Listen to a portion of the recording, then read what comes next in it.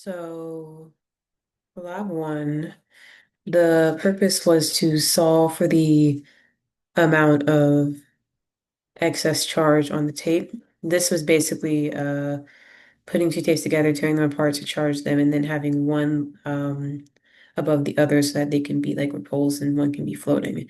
My calculations for the tape charge was 4.17 times 10 to negative 7 C, and then the computer calculations for tape charge was 1.87 times 10 to negative 8 C.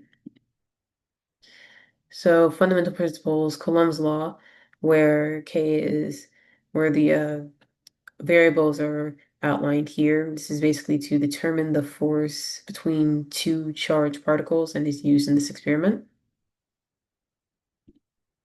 Fundamental principles two, Newton's law, where acceleration of an object is directly proportional to the net force, where F equals ma, and then gravitational force is basically the force of attraction between two objects with mass with the equation here.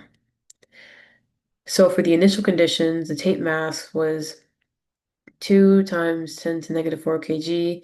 Tape length was 0.1 meters. Tape width was 0.02 meters. Distance was 0.04 meters. The system was tape B, and the surroundings was tape 1, everything else. Unfortunately, we weren't able to grab a photo of the experiment. So for my calculations, since tape density was 1 GM, uh, we multiplied the length of 0.1 times that density to get 1 times 9.8 meters per second squared to get 0.98 newtons. And then we use the equation for Coulomb's law to get 4.17 times 10 to the negative C for the charge on the tape. And this was for Q. And the electrons lost, we divided that Q by the Q of proton, which is 1.602 times 10 to the negative 19, and we got 2.61 times 10 to the 12 electrons lost. For my computational model, you'll see that there's a difference between what I computed and what I got, and what this got. It got 1.867 times 10 to the negative 8 C for the charge on the tape, and then 1.165 times 10 to the 11 for number of electrons lost. The electric force on tape is 0.196 times 10 to the negative 3.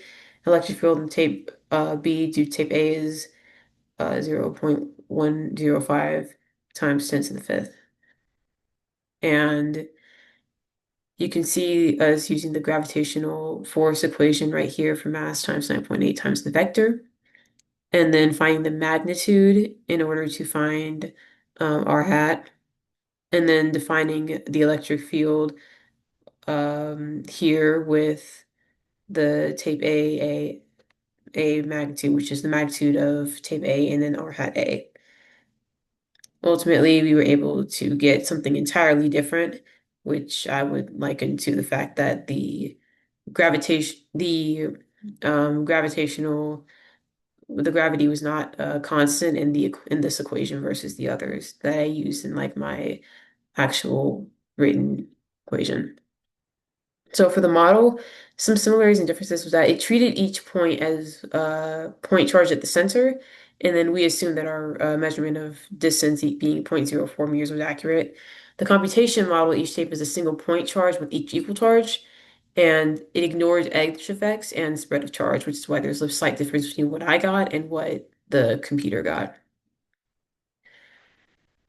If protons were negative and electrons are positive, there wouldn't really be any real change. Nothing about taste behavior would change. We would just swap labels of positive and negative.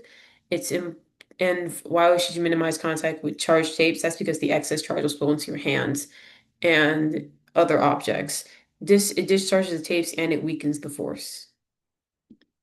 Some possible errors.